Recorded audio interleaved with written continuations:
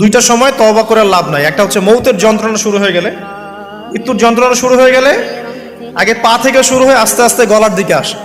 হাদিসে যেমনটা এসেছে, সূরা ওয়াকিয়ার মধ্যেও আছে যে পায়ের দিক থেকে যন্ত্রণা শুরু হয়ে আস্তে আস্তে আস্তে আস্তে এই গলার দিকে আসে, এবং আত্মাটা গলার এখানে যখন চলে আসে, এখান থেকে মালাকুল মউত আত্মাটাকে নিয়ে চলে যায়। এবং চোখ দিয়ে তাকিয়ে থাকে মানুষ, রুহটা চলে গেলে মানুষ চোখ দিয়ে তাকিয়ে থাকে। দেখবেন এই কারণে মৃত ব্যক্তি তাকিয়ে থাকে, চোখ খোলা থাকে। এবং তখন আসমান থেকে সিঁড়ি নামিয়ে দেওয়া হয়, ওই সিঁড়িতে করে আত্মা চলে যাচ্ছে, ও তাকিয়ে দেখে যে আত্মা চলে যাচ্ছে।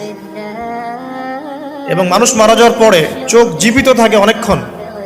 মেডিকেল সায়েন্স যারা পড়েছে তাদেরকে জিজ্ঞাসা করবে, মানুষ ডেড হয়ে গেলেও চোখ দেখবেন আরো কয়েক ঘন্টা, হয়তো আরো নির্দিষ্ট একটা সময় পর্যন্ত চোখটা কিন্তু জীবিত থাকে। এই জন্যে চোখ বন্ধ করে দিতে হয়। যাই হোক, যেটা বলছিলাম যে মৌতের যন্ত্রণা শুরু হয়ে গেলে তওবা করে লাভ নাই, তওবার দরজা বন্ধ। আর পশ্চিম দিক থেকে সূর্য উঠে গেলে তওবা করে লাভ নাই, তওবার দরজা